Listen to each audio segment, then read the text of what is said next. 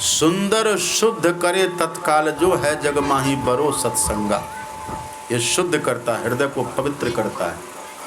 पहली बात है ये पुण्य का परिणाम है। जिसके जीवन में बहुत पुण्य होता है ना, उसको ये सत्संग मिलता है। दूसरी बात, देवर्षि नारद कहते हैं भाग्योदय न बहु जन्म समर्जिते न सत्संगमं च लभते पुरुषो यदा वै अज्ञान हेतु कृत मोह मदांधकार नासम विधये तदेते विवेकम। जब व्यक्ति के जीवन में भाग्योदय होता है, ये सौभाग्य का फल है सत्संग। जिसके जीवन में सौभाग्य होता है ना, उसी को सत्संग मिलता है। ये पुण्य का भी फल है और सौभाग्य का भी फल है। एक और बात है, रामचरितमानस में लिखा हुआ, आप पढ़ेंगे। माता पार्वती ने भगवान शंकर से पूछा है कि भगवान ये सत्संग कब मिलता है, अथवा सबसे बड़ा फल क्या है दुनिया में, ये बताइए। तब शंकर भगवान ने उत्तर दिया है, हे देवी गिरिजा, गिरिजा संत समागमा सब न लाभ कछुआन बिनु हरि कृपा न होई सो गावही वेद पुराण। वेदों में लिखा है, पुराणों में लिखा हुआ है कि जब तक किसी पर ईश्वर की कृपा नहीं होती तब तक के सत्संग किसी को नहीं मिलता है। तो ईश्वर कृपा का फल है सत्संग, ईश्वर कृपा का परिणाम है सत्संग, पुण्य का परिणाम है सत्संग, भाग्योदय का परिणाम है सत्संग। इसको कहते हैं फल। तो सत्संग फल की तरह है।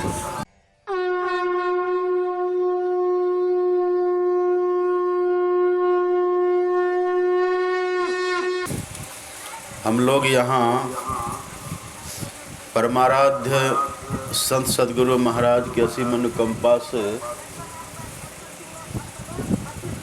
सत्संग करने के लिए बैठे हुए। सत्संग को बहुत कुछ कहा गया है,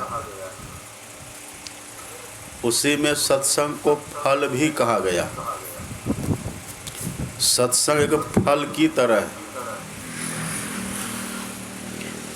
जैसे कोई पेड़ में फल लगता है और फल मिलता भी है।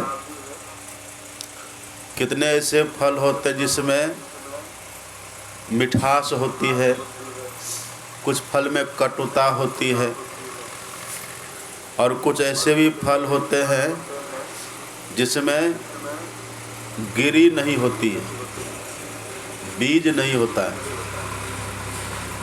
और कुछ ऐसे भी फल होते हैं जिसमें रस भरा होता है। कुछ ऐसे भी फल होते हैं जिसमें गुद्दा होता है। तो सत्संग कैसा फल है?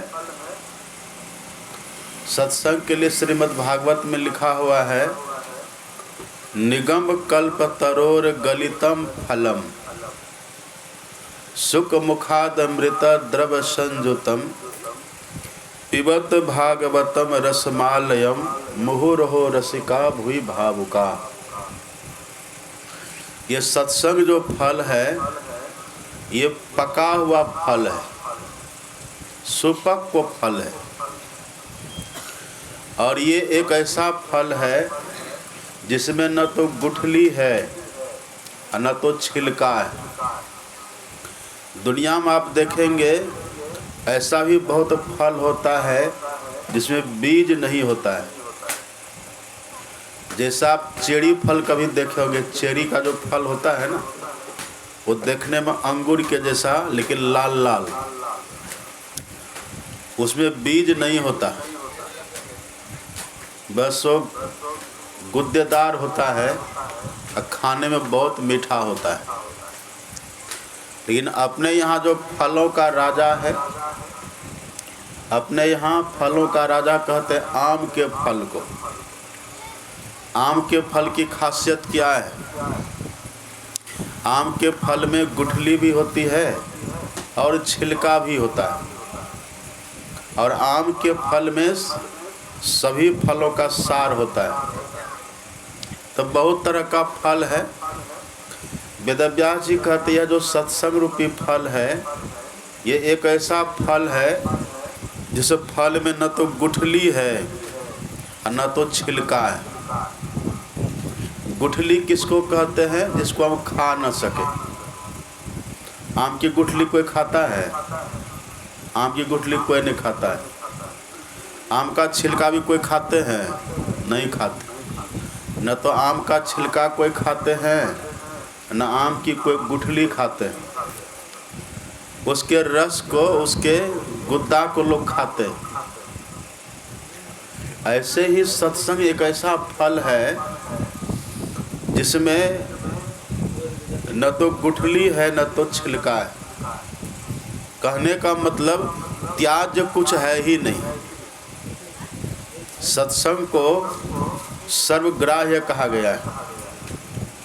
दूसरी बात है, ये कैसा फल है? तो कहते हैं गलितम फलम। गलितम का अर्थ होता है पका हुआ।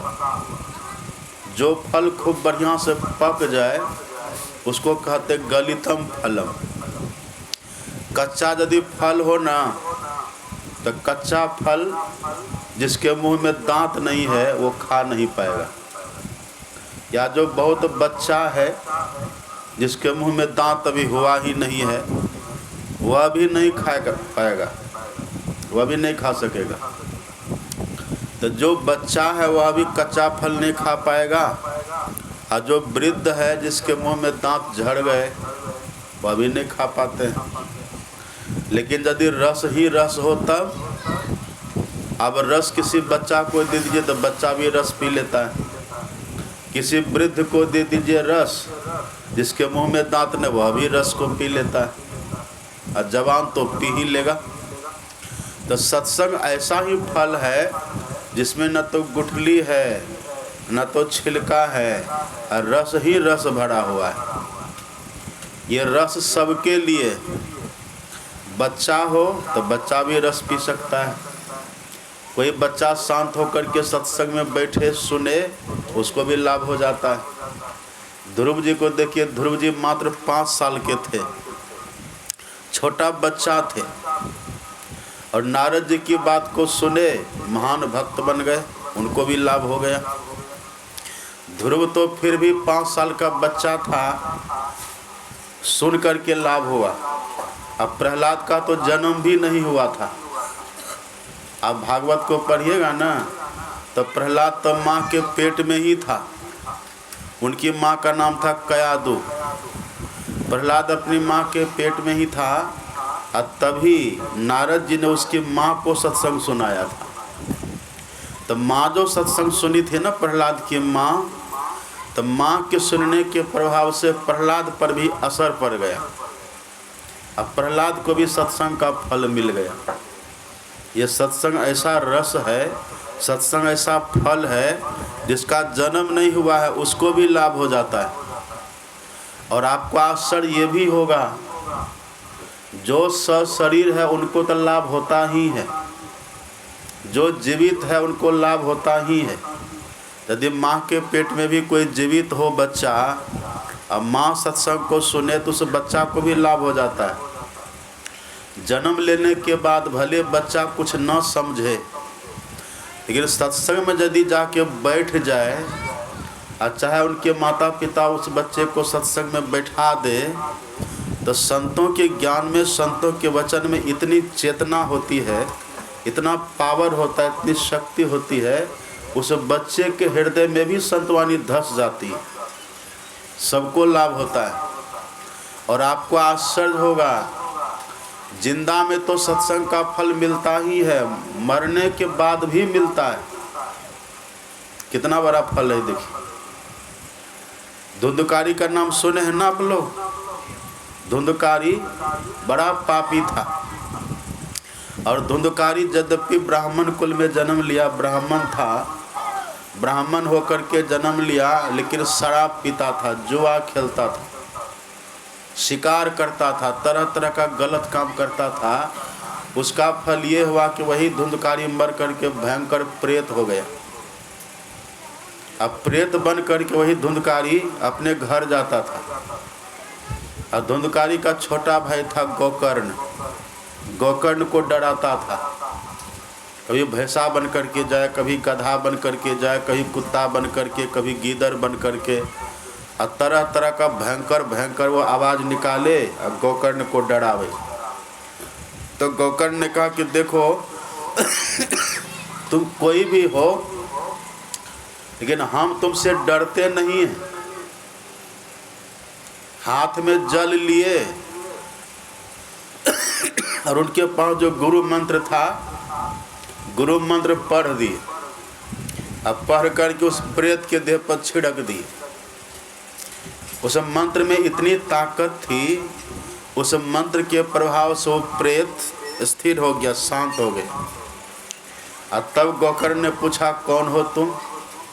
तब उसने कहा, अहम भ्राता त्वदयोस्मि धुंधकारिति नामतः स्वक्य नैव दोषेन नासितम ब्राह्मणत्वम माया। हे भाई, मैं तुम्हारा ही बड़ा भाई हूँ। धुंधकारी नाम था मेरा, और अपने दोष से, अपने पाप कर्म से मैंने अपने ब्राह्मणत्व को नष्ट कर दिया। अब मर करके भयंकर प्रेत हो गया। अब भाई मुझे बड़ा कष्ट है। तब गोकर्ण ने कहा कि भैया, जब आप मरे थे तो मैंने तो आपके लिए वहाँ गया जी में जाकर के श्राद्ध कर दिया, तब तो आपका उद्धार हो जाना चाहिए ना। आप अभी तक भूत कैसे बने हुए? तब धुंधकारी ने कहा कि गोकर्ण, गया श्राद्ध सतय नापी मुक्तिर में न भविष्यति। एक श्राद्ध की बात कौन कहे? तुम भले 100 बार भी श्राद्ध करो गया जी में जा कर के, तब भी मेरा कल्याण नहीं होगा। आगे बैठिए ना, तब भी मेरा कल्याण नहीं होगा। कोई दूसरा उपाय करो। कहा, और क्या करे? तब धुंधकारी ने कहा, वो आप सोचिए। गोकर्ण ने कहा कि ठीक है, अभी तो रात्रि का समय है, दिन होने दो। दिन में हम बड़े बुजुर्गों से मिल करके, ज्ञानियों से मिल करके, पंडितों से मिल करके इसका हम निराकरण पूछेंगे, आखिर क्या होना चाहिए। कहा ठीक है। जब दूसरे दिन सवेरा हुआ तो गोकर्ण अपने गांव में जाते हैं, और उनके गांव में बड़े बड़े विद्वान पंडित सब लोग थे। कोई द्विवेदी थे, कोई त्रिवेदी थे, कोई चतुर्वेदी थे, बड़े बड़े ज्ञानी पंडित सब थे गांव में। सबके पास गए और गोकर्ण ने कहा कि देखिए ना, मेरा भाई था धुंधकारी, वो मर करके प्रेत बन गया है, अब बड़ा कष्ट है। भूत प्रेत जो होता है ना, उसको बड़ा कष्ट होता है। भूत को दुनिया में सबसे ज़्यादा प्यास लगती है। अब पानी जो पीता है ना, बबूल का कांटा देखे, बबूल के कांटा को पानी में डुबा दीजिए, उसको उठाइए, जितना पानी उसकी नोक पर टिकता है उतना पानी भूत के गला में कई दिन में जाता है। अब प्यास बहुत लगती है, एकदम तड़पता रहता प्यास के मारे। तो कहा बड़ा कष्ट है। तो गांव के लोगों ने, बड़े बड़े पंडितों ने, ज्योतिषों ने अपनी कला से, अपनी विद्या के आधार पर देखा, कहा इसके उद्धार का एक ही उपाय है कि श्राद्ध करो। तो गोकर्ण ने कहा श्राद्ध की बात आप करते हैं, श्राद्ध तो हम गया जी में जाके कर दिए। अब मेरा भाई धुंधकारी कह रहा है एक श्राद्ध को कौन कहे, 100 श्राद्ध भी करोगे तब भी कल्याण नहीं है। अब क्या करें? तब गोकर्ण ने अपने सामर्थ्य से, योग सामर्थ्य से, दिव्य बल से सूर्य भगवान की गति को रोक दिया। और सूर्य भगवान से पूछा कि आप तो ज्ञान के देवता हैं, आप कहिए मेरे भाई का उद्धार कैसे होगा। तब सूर्य भगवान ने कहा था, गोकर्ण यदि अपने भाई का कल्याण चाहते हो, उद्धार चाहते हो ना, इसके लिए सत्संग करो, भागवत की कथा करो, लिखा हुआ है, कथा करो।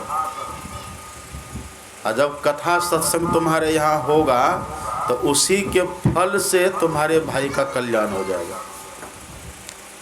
तो फिर गोकर्ण ने ही अपने ही दरवाजे पर ये कथा अथवा सत्संग रखा है। उसी सत्संग से जो धुंधकारी मर गया, अब मर करके जो भूत प्रेत हो गया है उसका उद्धार हो गया।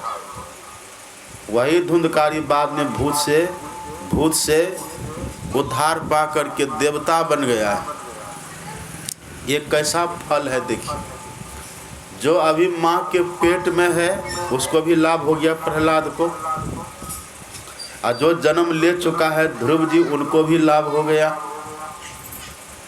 माता सबरी के लिए पढ़िए, माता सबरी कितनी कुरूपा थी। उनके पास बेचारी के पास कुछ भी नहीं था, जंगल झाड़ में रहती थी, कौल भील परिवार में उसका जन्म हुआ था। लेकिन मतंग ऋषि उनको मिल गए और सत्संग करती रही। सत्संग का ऐसा फल उसको मिला कि देखिए उनका नाम संसार में अमर हो गया। ये सत्संग का फल उसको मिला ना, तो जिंदा को तो मिला ही, और धुंधकारी जो मर गया था उसको भी मिला। इसलिए वेदव्यास जी कहते हैं ये सत्संग एक ऐसा फल है जो सबके लिए है। बच्चा के लिए भी है, बूढ़ा के लिए भी है, जवान के लिए भी है, यहाँ तक कि जो जन्म अभी तक नहीं लिया है ना, यदि उसके लिए भी संकल्पित कर दे तो वहाँ भी लाभ हो जाता है। और जो मर चुका है उसके लिए भी सत्संग का फल है। तभी तो लोग श्राद्ध में सत्संग करवाते हैं, पुण्यतिथि के उपलक्ष्य में सत्संग करवाते हैं, यही इसका कारण है। तो सत्संग ये फल की तरह है। अब आप कहेंगे सत्संग किसका, सत्संग जो फल है किस पेड़ का फल है, किस पेड़ का फल है ये सत्संग? लिखा है वेदव्यास जी कहते हैं निगम कल्प तरोर। निगम का अर्थ होता है वेद। वेद ही कल्प वृक्ष के समान होता है। कल्प वृक्ष कहते हैं ऐसा वृक्ष जहाँ जाइए जो कामना करिए सब हो जाए, उसको कहते हैं कल्प वृक्ष। तो अपने यहाँ वेद को कल्प वृक्ष कहा गया है, मतलब सब ज्ञान वेद से प्रकट हुआ है। जो ज्ञान आपको चाहिए ना, उस ज्ञान की खोज वेद में करिए, सब ज्ञान मिल जाएगा। तो वेद है कल्प वृक्ष। उसी वेद रूपी कल्प वृक्ष में जो फल लगा है वही फल है सत्संग। सत्संग कहिए या कथा कहिए, ये वही फल है। अच्छा, फल का अर्थ क्या होता है? फल का अर्थ होता है निचोड़। जैसे देते हैं ना, आम का जो पेड़ है तो रस तो उसके पत्ता में भी होता है। आम का जो पेड़ होता है तो आम के पत्ता में भी रस होता है ना, उनके तना में भी रस होता है, लेकिन वो निचोड़ नहीं है। कहीं पर आपको कस्सा लगेगा, कहीं पर कैसा लगेगा, कहीं पर कैसा लगेगा, लेकिन जब उसी आम के पेड़ में फल लग जाता है, अब उस फल को देख के अगर फल पके कितना स्वाद आता है, खाने में स्वादिष्ट रहता है, पौष्टिक होता है। ऐसे ही अपने यहाँ वेद को कहते कल्प वृक्ष। वेद ज्ञान का जो निचोड़ है वही है सत्संग रूपी फल। आपको सत्संग में सब तरह की बात सुनने के लिए मिलेगी। सत्संग में हर तरह की बात, कर्मकांड की बात, ज्ञान की बात, मोक्ष की बात, वैराग्य की बात, भक्ति की बात, सब बात मिलेगी यहाँ सुनने के लिए। रहने दीजिए, ठीक तभी है, बैठने दीजिए ना। बैठ गया, बाधा मत करिए सत्संग में। सुनिए शांति से सब बैठ के, थोड़े लोग हैं, थोड़ी देर सुनिए शांति से। क्या कह रहे थे हम? क्या कह रहे थे? हाँ, ये कह रहे थे हम, चाहे ज्ञान की बात हो, वैराग्य की बात हो, ये सबका निचोड़ होता है सत्संग में। जैसे आप देखिए ना, कोई डॉक्टर जो होते हैं ना, आप डॉक्टर के पास जाते, कहते डॉक्टर साहब हमको बुखार लग गया है। आप इतने कह दिए कि डॉक्टर साहब हमको बुखार लगा है, और जैसे आपकी समस्या को डॉक्टर ने सुना, और उसका दिमाग कहाँ कहाँ दौड़ेगा ना, उसने कहाँ कहाँ पढ़ाई करी है, उसके पास कौन कौन डिग्री है, वो सब उसका अकल काम करेगा ना। सब जगह से बात को ला करके निचोड़ करके तब एक दवाई आपको लिख देंगे, ये दवा आप खाइए, बुखार आपका ठीक हो जाएगा। हमको तो लगा कि एक दवा लिख दिए वो बस, लेकिन उसके लिखने के पीछे उसकी कितनी बड़ी घटना उधर देखिए, कितना पढ़े, कितना घर से दूर रहे, कितनी उसने डिग्री उपाधि हासिल किया, तब ने एक दवा लिख दिया है। यही होता है सत्संग में। सत्संग में जो साधु महापुरुष आते हैं, जो कुछ हमको सुनाते हैं, वो वेद ज्ञान का ही सार होता है। वो सबका निचोड़ सुनाते हैं। भक्ति क्या है, ईश्वर किसको कहते हैं, जीव किसको कहते हैं, माया किसको कहते हैं, जीव का कल्याण कैसे होगा, जीव कहाँ से जन्म लिया है, जीव के असली माता पिता कौन है, जीव का असली अपना कौन है, जीव का सच्चा मित्र कौन है, जीव का शत्रु कौन है, इन सभी बातों को निचोड़ रूप में जब सुनाते हैं ना, इसी को कहते हैं पका हुआ फल। और आपको सुनने में अच्छा लगेगा। ये सुनने में अच्छा लगता है, क्यों? क्योंकि ये आत्मा की बात है, अपनी बात है। अपनी जो खास बात जो होती है ना, अपनी बात लोगों को सुनने में अच्छी लगती है। आप कभी कभार देखिएगा, जहाँ 5 व्यक्ति बैठे रहते हैं ना, तो 5 व्यक्ति कहते पहले, पाँचों में कहते पहले मेरी बात सुनिए ना, वो कहते पहले मेरी बात सुनिए ना। तो सब अपनी अपनी बात सुनाना चाहते हैं, अपनी बातों को सुना करके लोगों को अच्छा लगता है। तो वो तो नकली बात है अपनी। सत्संग में आत्मा की बात होती है, सत्संग में अपनी बातें होती हैं, इसीलिए सत्संग की बात लोगों को अच्छी लगती है।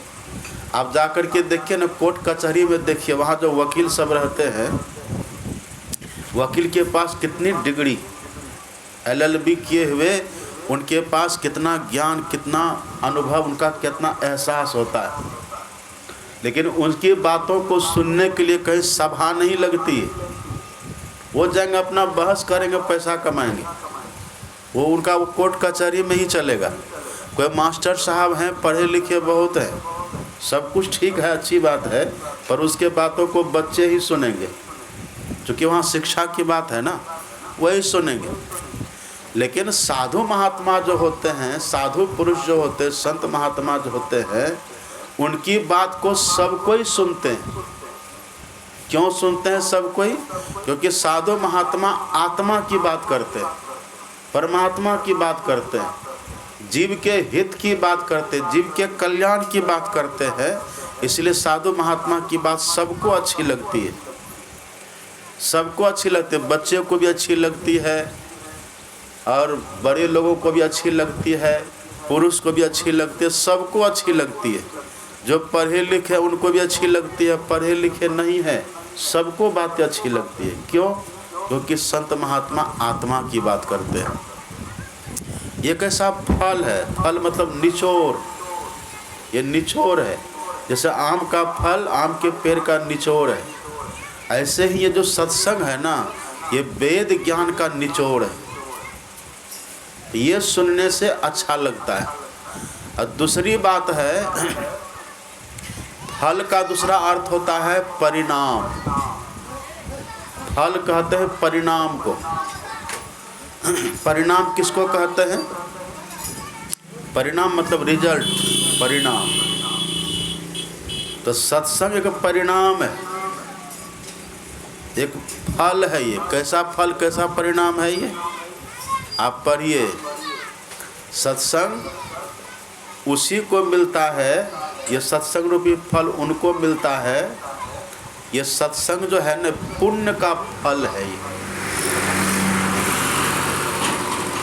जिनके जीवन में बहुत पुण्य होगा, उन्हीं को सत्संग मिलेगा। ये मेरी बात नहीं है। आप पढ़ेंगे ना रामचरितमानस को, राम भगवान का वचन है। राम भगवान कहते हैं, पुण्य पुंज बिनु मिलहि न संता। पुण्य पुंज, पुंज का मतलब होता है समूह। जब तक किसी व्यक्ति के जीवन में पुण्य पूंजीभूत न हो जाए, मतलब बहुत पुण्य जब तक नहीं हो जाता, तब तक उनको सत्संग रूपी फल नहीं मिलता है। ये पुण्य का फल है सत्संग। अभी आप कहीं आप देखेंगे, कहीं कहीं देखिएगा कि लोग सत्संग में कहाँ से दूर दूर से आकर के सुन लेते हैं, और वहीं बगल में ही घर रहता है। सत्संग स्थल के, सत्संग पंडाल के बगल में लोग हैं, बगल में घर है, लेकिन वो सत्संग में नहीं आते। अब कुछ लोगों को देखिए कितना दूर दूर से चल करके, जिनके पास जो वाहन है अथवा पैदल जैसे भी होता है, वो चल करके आ जाते हैं। ऐसा क्यों होता है? ये कारण क्या है? तो जिनके पास पुण्य की पूंजी होती है ना, वो कितना भी दूर में हो वो आ जाएंगे, पता चले तो आ जाएंगे। और जिनके पास में पुण्य की पूंजी नहीं है, उसके घर के बगल में ही सत्संग होगा, लेकिन वो आ नहीं पाएंगे। कैसे नहीं आ पाएंगे? मान लीजिए कहीं सोना की दुकान हो, और सोना की दुकान के बगल में ही किसी निर्धन व्यक्ति का घर है, जिसको अपने घर में खाने पीने की भी व्यवस्था नहीं है। तो ऐसा व्यक्ति कभी सोना की दुकान में जाएगा? कभी? काहे जाएगा? उसके वो तो सोना की दुकान है, वहाँ कैसे जाएगा वो? और यदि मान लीजिए कभी वो चला भी जाए तो ले पाएगा? क्योंकि उसके पास पूंजी नहीं है। पूंजी रहेगी तब तो लेगा वो, पूंजी ही नहीं है। और जिनके पास पूंजी है वो 5 किलोमीटर दूर से भी चल कर के आएगा, और सीधे दुकान में जा कर के अपना वो आभूषण खरीद करके घर चला जाएगा। ठीक यही बात है। तुलसीदास जी कहते हैं, आप पढ़ेंगे, तुलसीदास जी कहते हैं, साक बनिक मणिगण गुण जैसे। जैसे कोई साग बेचने वाला व्यक्ति हो, वो मणि के गुण को जानेगा? साग बेचने वाले, मूली बेचने वाले के पास तो वही ना पूंजी है। अब जहाँ पर मणियों की दुकान है, वहाँ वो कैसे जाएंगे? यही है, जिनके पास पुण्य की पूंजी होगी ना, वो दूर से भी आकर के सत्संग का लाभ ले लेंगे। और जिनके पास पुण्य की पूंजी नहीं होगी, तो बगल में ही रहेंगे, वो गप करेंगे, इधर उधर की बात करेंगे, यूँ ही आलतू फालतू घूमेंगे, बैठे रहेंगे, लेटे रहेंगे, सो जाएंगे, लेकिन सत्संग में नहीं आएंगे। और जिनके पास पुण्य की पूंजी है, हमारे गुरु महाराज जी कहते थे, जिनके मन में हो कि सत्संग में कब जाए, तो समझिए पुण्य प्रबल हो रहा है।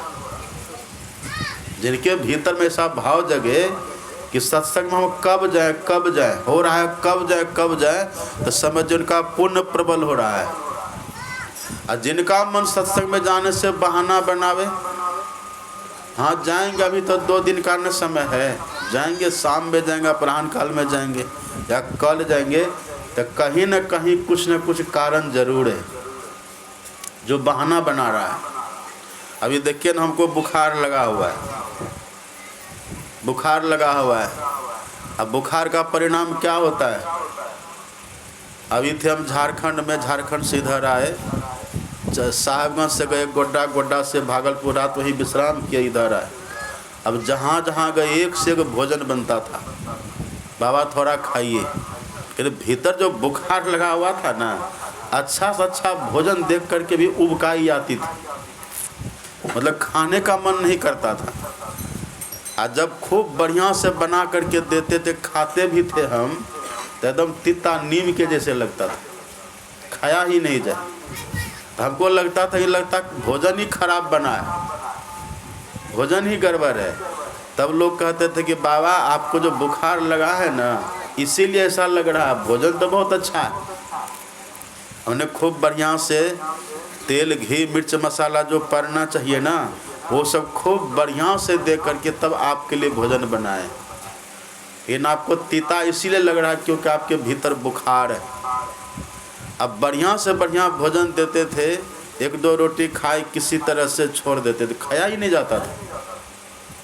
ऐसे ही संत महात्मा कहते हैं, जैसे ज्वर के ताप से भोजन की रुचि जाए, जब भीतर में बुखार ज्वर होता है ना, जब ज्वर का ताप होता है भीतर में, तो भोजन की रुचि समाप्त हो जाती है। ऐसे ही पूर्विला पाप से हरि चर्चा न सोहै। जिसको पहले का पाप जीवन में होता है, उनको सत्संग वचन अच्छा नहीं लगता है। और जिसके जीवन में पुण्य का फल है, तब जिसके जीवन में पुण्य ही पुण्य है, तब क्या होगा। तुलसीदास जी लिखते हैं, बहुत तरह के प्रसंग में एक प्रसंग है, तुलसीदास जी कहते हैं, महर्षि वाल्मीकि ने कहा है और तुलसीदास जी ने लिखा है, जिनके श्रवण समुद्र समाना, कथा तुम्हारी सुभग सरी नाना, भरहि निरंतर हो ही न पूरे, तिनका हिय तुम कह गृह रूरे। महर्षि वाल्मीकि ने राम भगवान से कहा था कि हे राम, जिनका कान समुद्र की तरह हो जाए, कान जिनका समुद्र की तरह हो जाए, और सत्संग वचन नदियों के जल प्रवाह की तरह हो जाए। अब कितना भी नदियों का जल समुद्र में जाए तो समुद्र भरेगा, भरता कभी। नदियों के पानी से समुद्र कभी नहीं भरता, कितना भी रात दिन पानी बहे, हाँ, भरता नहीं है, एकदम उतने रहता है। इसी तरह से चाहे कितना भी सत्संग सुने, कितनी भी कथा सुने, लेकिन मन और सुनने के लिए उत्कंठित हो जाए, मन और सुनने के लिए लालायित हो जाए, तो समझिए ईश्वर की कृपा है, पुण्य प्रबल हो रहा है। अब इसका फल क्या है, इसका परिणाम क्या होता है। जो सत्संग सुनने से जिसका मन कभी न भरे, सत्संग को सुनते रहे, तो इसका परिणाम ये होता है, महर्षि वाल्मीकि कहते हैं कि हे राम, उसका जो हृदय है ना, वो आपका अपना घर है। बसो निरंतरता सोर सोरा और निज गे। अब आप कहिए, जिनके हृदय में भगवान बसेंगे तो कोई कमी उनको होगी। सुन रहे सब मेरी बात, सुन रहे कि सो रहे हैं। आँख खोल के सब बैठिए, आँख खोल के बैठिए, मेरी तरफ देखते रहिए। क्या कह रहे थे हम? हाँ, हाँ, जैसे नदियों के जल से समुद्र कभी नहीं भरता, ऐसे ही सत्संग से, कथा वार्ता से जिनका कान कभी न भरे और सुनने की ललक मन में पैदा होती रहे, तो समझिए आपके हृदय में भगवान बस रहे हैं। भगवान बसते, ऐसे भगवान तो सबके हृदय में है ही है, लेकिन सत्संग सुनने के बाद भगवान कुछ न कुछ करने लगते। भगवान तो सबके हृदय में ही रहते। गीता में श्री कृष्ण भगवान कहते हैं अर्जुन से कि अर्जुन, ईश्वरः सर्वभूतानां हृदय से अर्जुन तिष्ठति। हे अर्जुन, सबके हृदय में ईश्वर का वास है। ईश्वर तो सबके हृदय में है। ईश्वर तो चोर के हृदय में भी है, ठगी बेईमानी के करने वाले के हृदय में भी चोर है।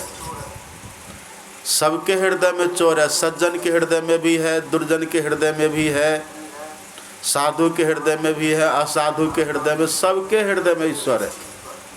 सब जगह ईश्वर है, सबके हृदय में।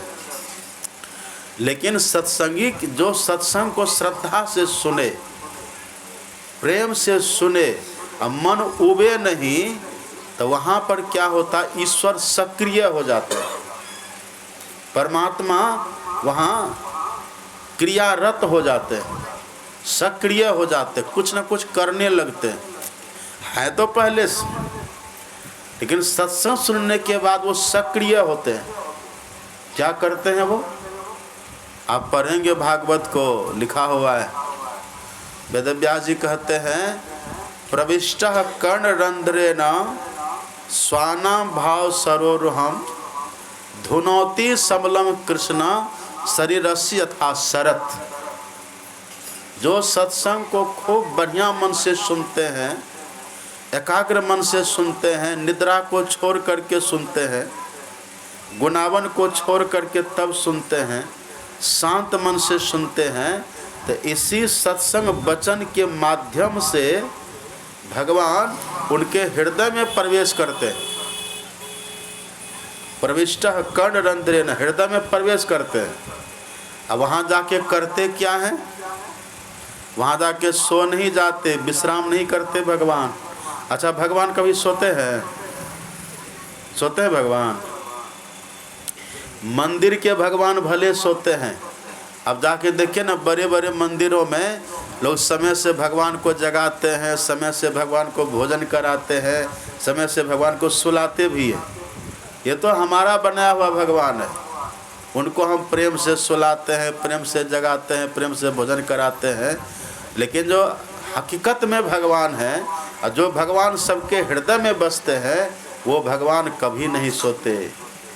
जो भगवान सब जगह रहते हैं, वो भगवान कभी नहीं सोते।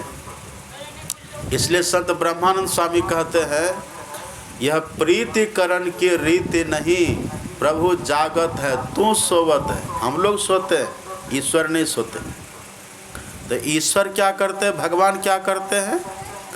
सत्संग वचन के माध्यम से श्रोताओं के कान के रास्ते उनके हृदय में जाते हैं। हृदय में जा कर के धुनौती समलम, उनके भीतर जो मैल है ना, हृदय में जो मैल है, गंदगी है।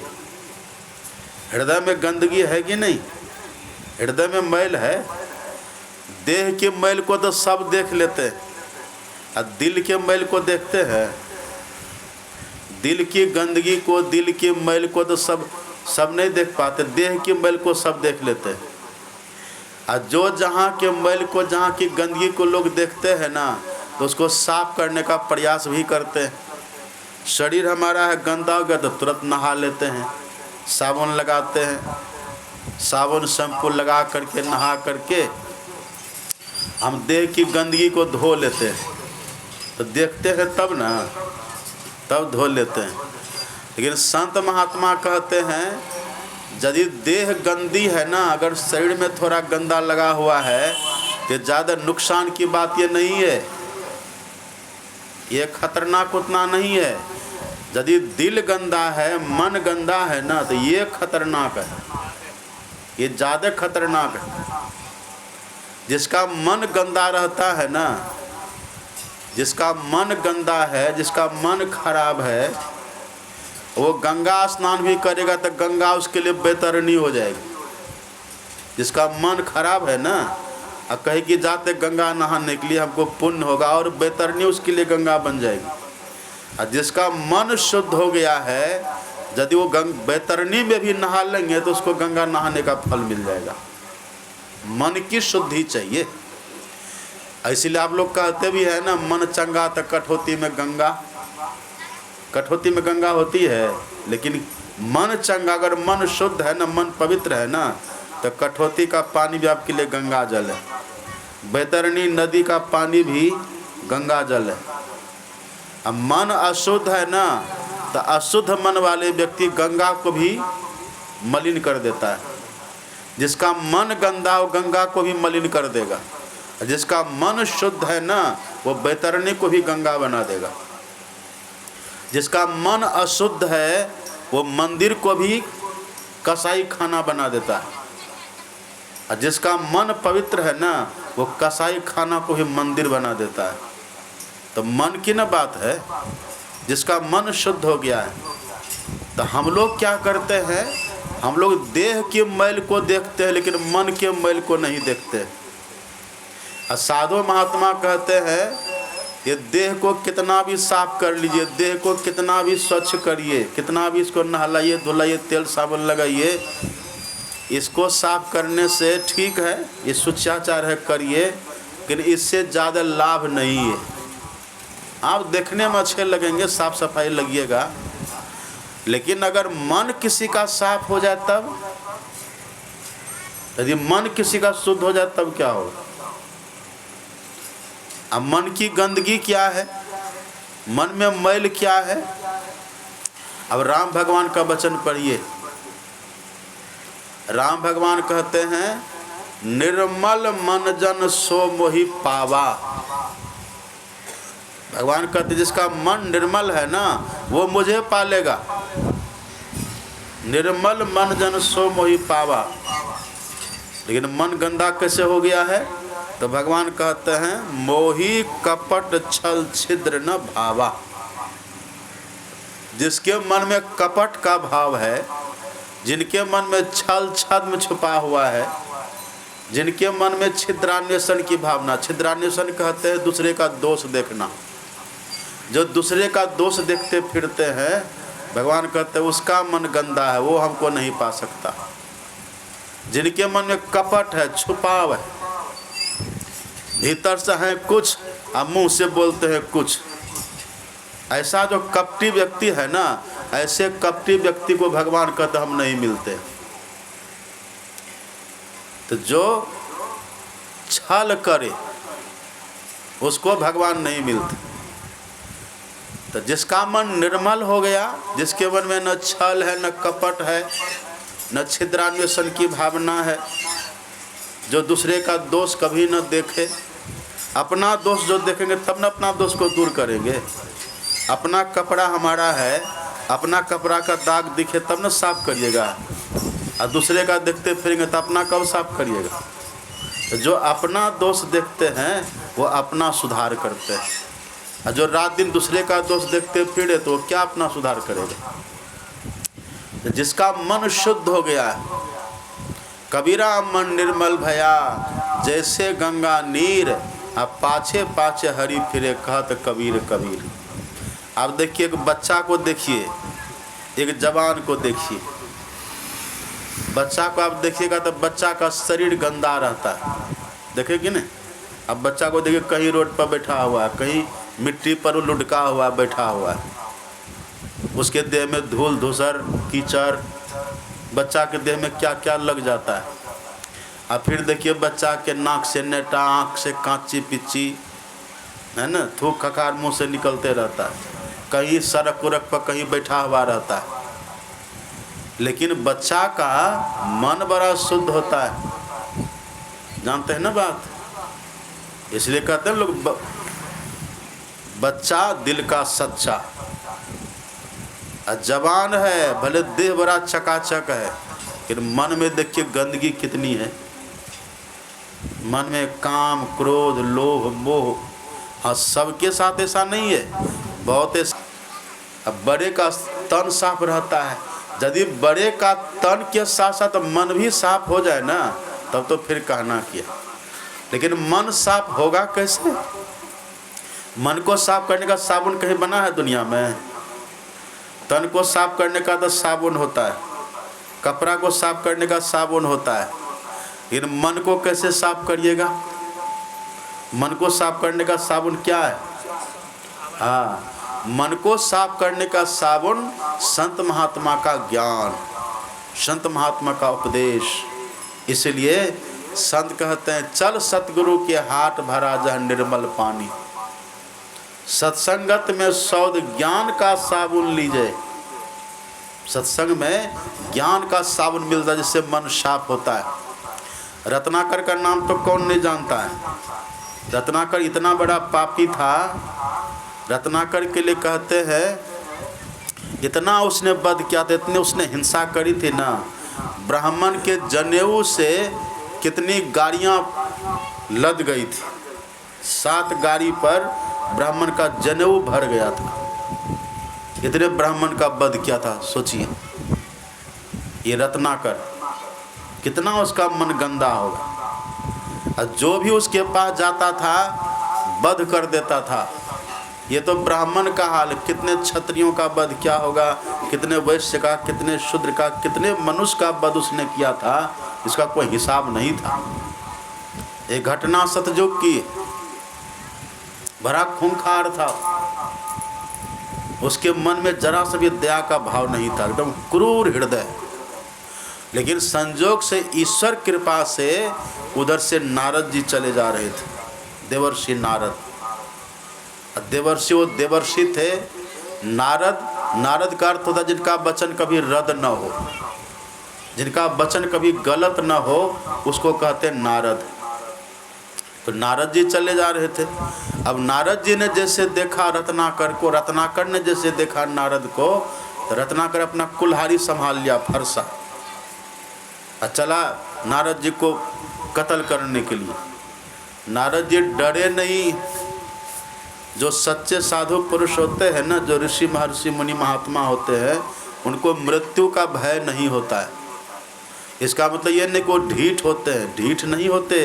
वो अपने भजन के प्रताप से, अपने भक्ति के बल से मृत्यु पर विजय प्राप्त कर लेते हैं।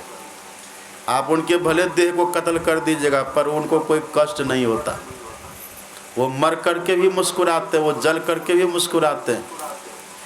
जा मरने से जग डरे, मेरो मन आनंद, आ कम मरियो कब पहियो पूर्ण परमानंद। उनको आनंद ही आनंद होता है।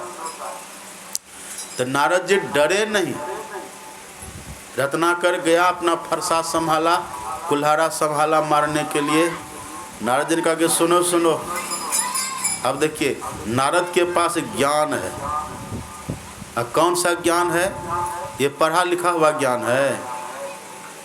ये जो पढ़ा लिखा जो स्कूल कॉलेज का ज्ञान होता है ना, यह ज्ञान तो मलिन ज्ञान होता है। इसके लिए तो कहते हैं ना सुख विद्या के पढ़े, ना सुख वाद विवाद, साध सुखी सहजो के लागे शून्य समाधि।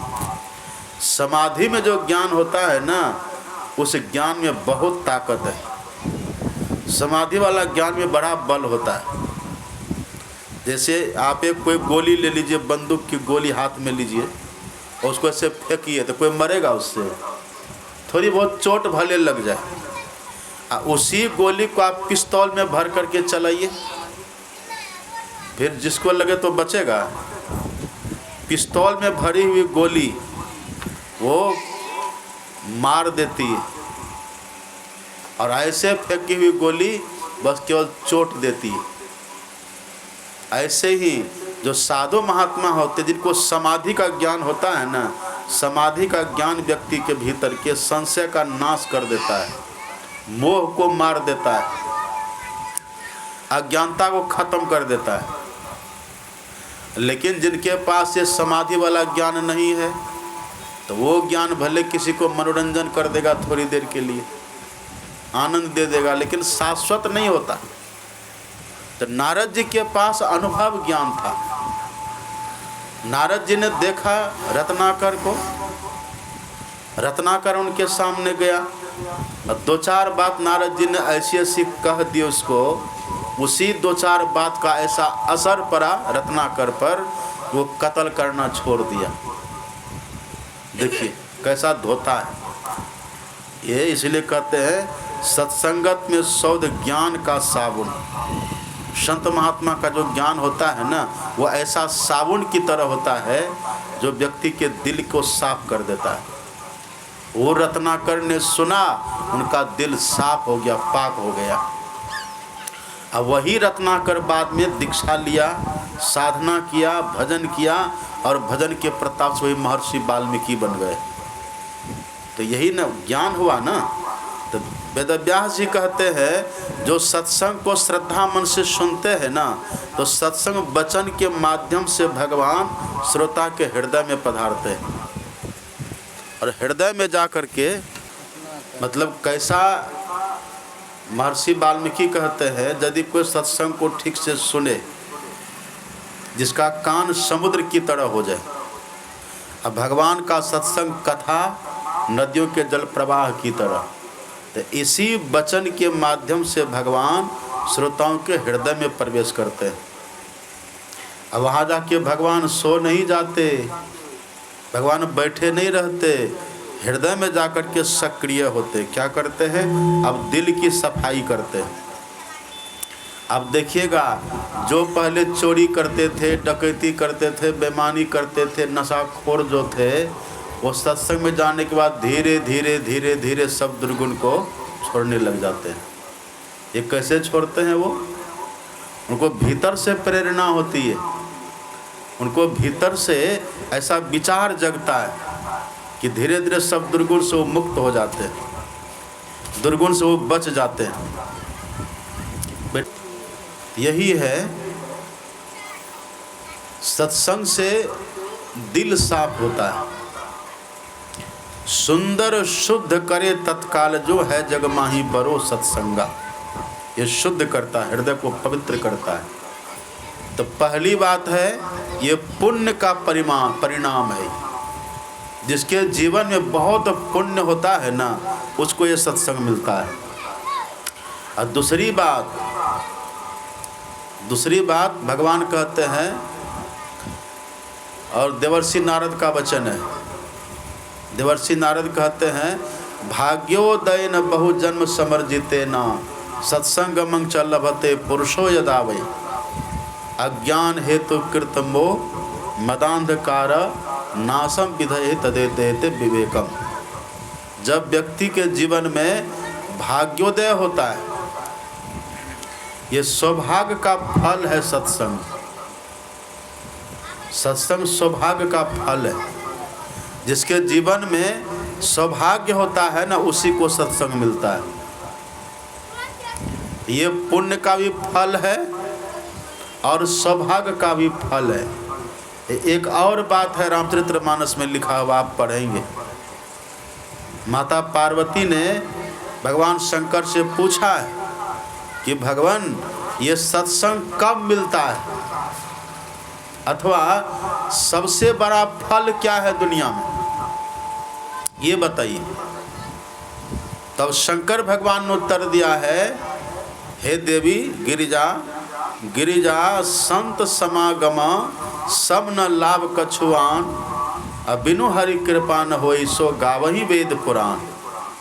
वेदों में लिखा है, पुराणों में लिखा हुआ है कि जब तक किसी पर ईश्वर की कृपा नहीं होती तब तक के सत्संग किसी को नहीं मिलता है।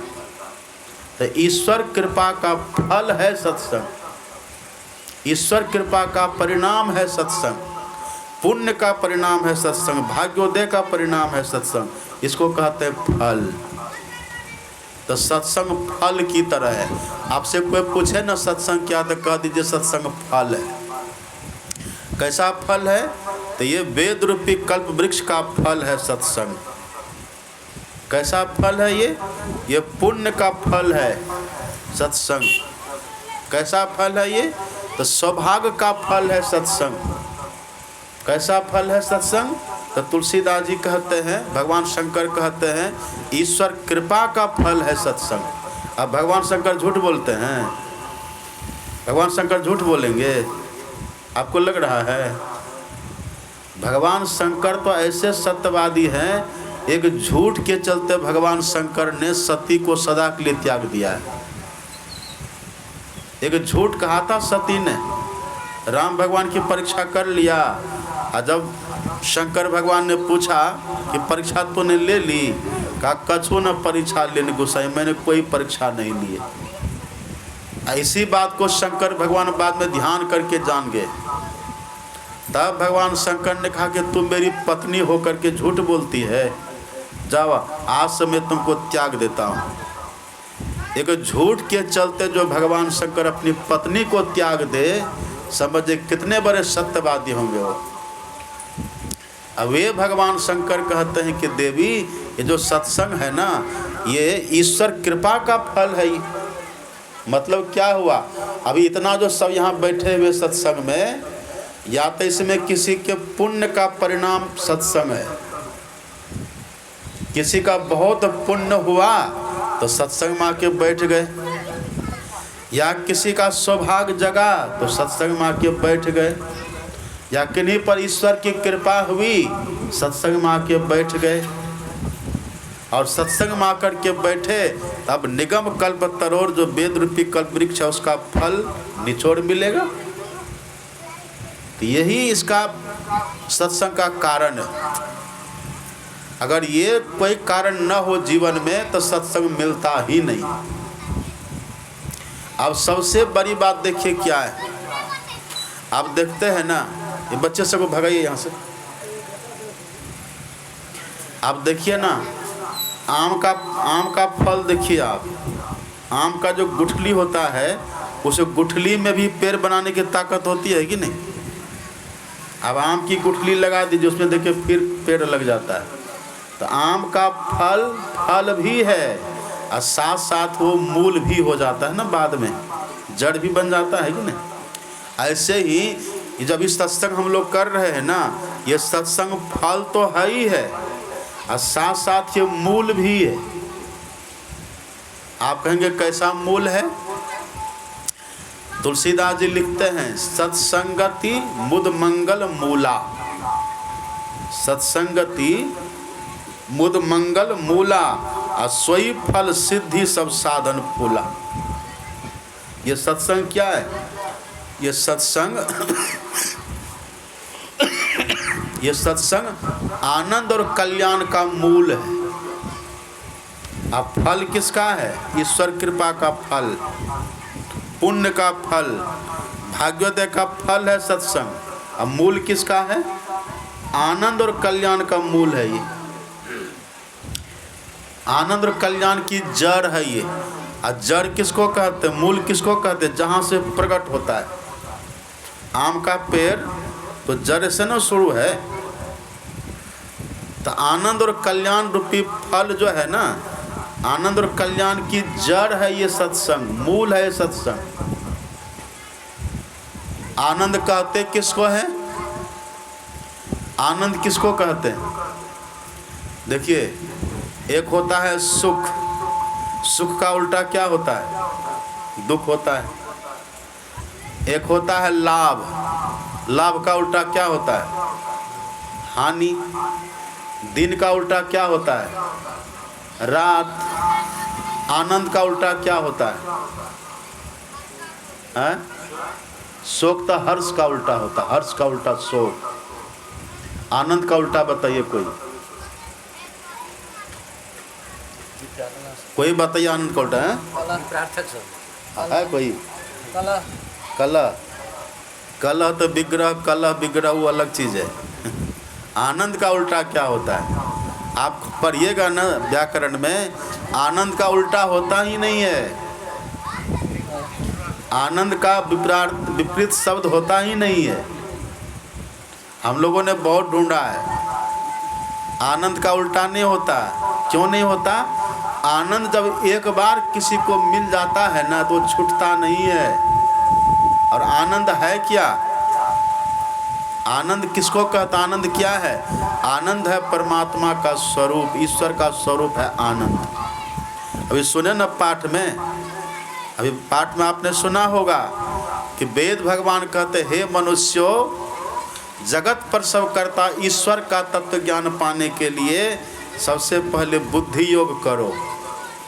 अब बुद्धि योग किसको कहते? इसी सत्संग को। मतलब जो सत्संग करेंगे ना, तो सत्संग करने वाले के जीवन में आज न कल ईश्वर प्रकट होते हैं। ईश्वर ही आनंद है। आनंद सिंधु राम सुख राशि और सीकर ते त्रिलोक सुपासी। आनंद सिंधु परमात्मा, तो उसी परमात्मा कहिए या आनंद कहिए, उसी के लिए ये सत्संग मूल है। तो वेद भगवान कहते हैं, यदि आप ईश्वर का दर्शन करना चाहते तो सत्संग करिए। और तुलसीदास जी कहते हैं, आनंद और कल्याण चाहते तो सत्संग करिए। बात एक ही है, एक ही बात है ये। इसी बात को सभी महापुरुषों ने दृढ़ा दिया। अब कोई सोचे कि हम सत्संग नहीं करें और हमको आनंद मिल जाए, संभव है? सुख भले मिलेगा, यदि सुख मिलेगा न किसी को जीवन में, तो सुख का उल्टा क्या होता है? दुख। दुख भी आएगा। सुख मिलेगा तो दुख जीवन में आएगा। जैसा अभी दिन है तो रात होगी कि नहीं? रात होगी। लेकिन यदि किसी को आनंद मिले तो आनंद का उल्टा कुछ होता ही नहीं है। और वो आनंद ईश्वर का स्वरूप है। आनंद जब भी मिलेगा ना तो सत्संग के माध्यम से मिलता है। इसी बात को सभी महापुरुषों ने दृढ़ा दिया है। गोस्वामी तुलसीदास जी कहते हैं संशय दमन, तुलसीदास जी कहते हैं संशय समन, दमन दुख सुख निधान हरि एक, हरि मतलब परमात्मा, संशय समन दमन दुख सुख निधान हरि एक, आ साधु कृपा बिनु मिलहि नहीं, करिए उपाय अनेक। अनेकों उपाय कर लीजिए, लेकिन जब तक साधु की कृपा न हो जाए, सत्संग न करे व्यक्ति, तब तक हरि अर्थात ईश्वर का दर्शन नहीं होगा। हमारे सदगुरु महाराज भी इसी बात को कहते हैं। हमारे सदगुरु महाराज कहते हैं, घटपट तिहु के पार में साईं बसे ही अंतरे। साईं मतलब ईश्वर।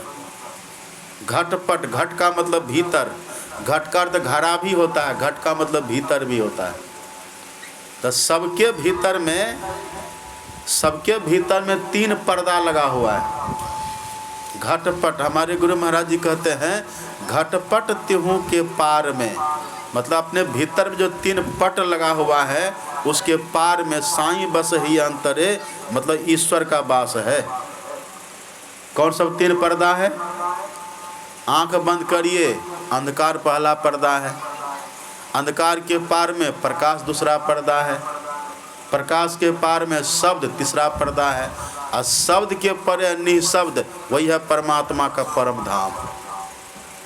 ये 3 पर्दा है, अंधकार प्रकाश और शब्द। 3 पर्दा के परे यदि कोई चला जाए, ईश्वर वहाँ प्रत्यक्ष हो जाते हैं। इसी को कबीर साहब कहते हैं, घूंघट का पट खोल रे तो को पीब मिलेंगे। 3 पर्दा के पार, इसके लिए करिए क्या? हमारे गुरु महाराज जी कहते, चटपट से कर संग संत रे। ऐसा चाहते हैं तो जल्दी से जल्दी संत महापुरुषों का संग करिए। और संग करने का भाव क्या है? उनके ज्ञान को धारण करिए, उनके आदेश उपदेश को धारण करिए। फिर आप देखिए, आप जहाँ हैं वहीं युक्ति जान करके भजन करेंगे, वहीं ईश्वर उपलब्ध हो जाएंगे, वहीं मिल जाएंगे, वहीं दर्शन हो जाएगा। यही।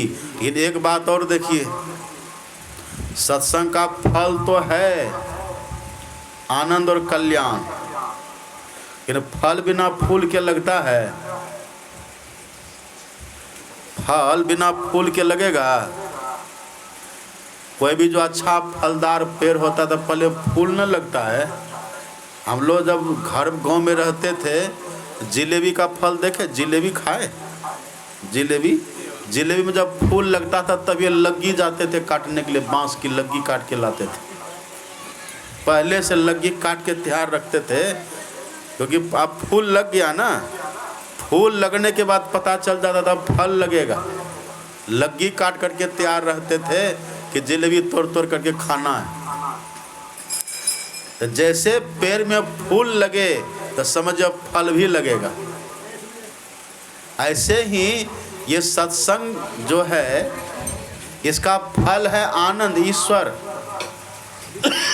लेकिन उसके पहले फूल क्या है? बिना फूल का तो फल लगेगा नहीं। फूल क्या है? तुलसीदास जी लिख देते हैं, सब साधन फूला, सत्संगति मुद मंगल मूला, और सोई फल सिद्धि। सब साधन फूला। सिद्धि का मतलब वही साधना की सिद्धि। सिद्धि तो ईश्वर है। साधना करते करते हम पूर्ण हो गए, सिद्धि में सफलता मिली, ईश्वर का दर्शन हुआ, वही आनंद और कल्याण है। लेकिन इसका फूल क्या है? तो तुलसीदास जी कहते सब साधन फूला। साधन मतलब साधना, भजन की विधि, भजन भेद, भजन भेद ही, भजन की विधि ही, दीक्षा ही वो फूल की तरह है। अब जिसे पेड़ में फूल लगे ही नहीं, तब फल कहाँ से होगा? ऐसे जिस व्यक्ति के जीवन में साधना रूपी फूल नहीं लगे, तो फिर उसके जीवन में ईश्वर कहाँ से मिलेंगे? तो ये साधन होना चाहिए। साधन ही फूल की तरह है। और साधन क्या है? तो वही पाठ में आप सुन रहे थे, 3 साधन का वर्णन है। मानस योग, अग्नि की ज्योतियों का योग और नाद योग, ये 3 साधन है। अगर ये तीनों साधन कोई ठीक ठीक करे ये तीनों साधन करने वाले के जीवन में ईश्वर रूपी फल, आनंद और कल्याण रूपी फल की प्राप्ति हो जाती है। मानस योग, अग्नि की ज्योति का योग और नाद योग। ये मानस योग किसको कहते हैं?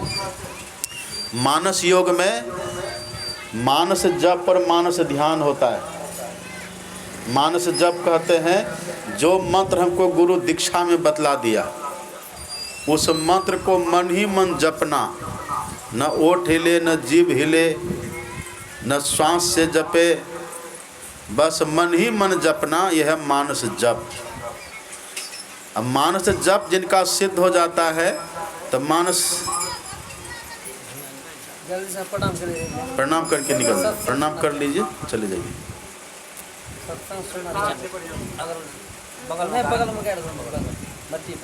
श्री सद्गुरु महाराज की।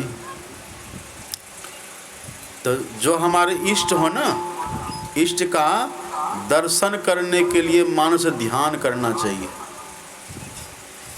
अब मानस ध्यान हम करेंगे कैसे, इसकी जुक्ति होती, जो जुक्ति गुरु सिखला देते हैं। तो जो सीख करके, जुक्ति सीख करके करते हैं, उनके हृदय में इष्ट प्रकट हो जाते हैं। इसको कहते हैं मानस जप। और अग्नि की ज्योति का योग कहते हैं दृष्टि योग को।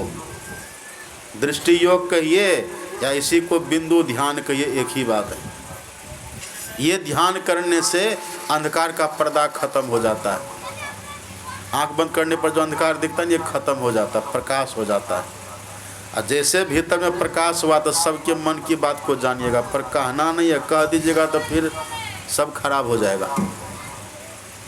भाव प्रकाश मिटल अंधियारी, सुख भयल बहुत तेर है, आ गुरु कृपा की कीमत नाही, मिटल 84 फेरे।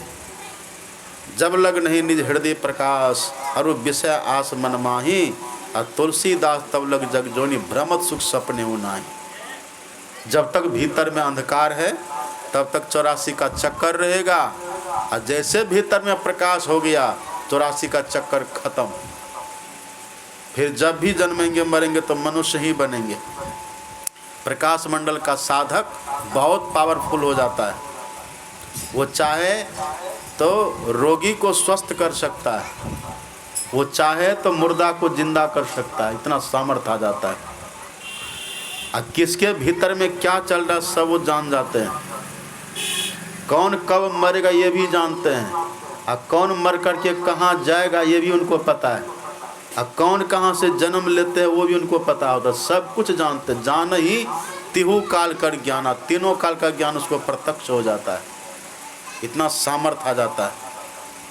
उनको मरने में कोई कष्ट तब नहीं होगा। अभी तो हम लोग को मरने में बड़ा कष्ट होता है। जन्मत मर्द दुसह दुख होई।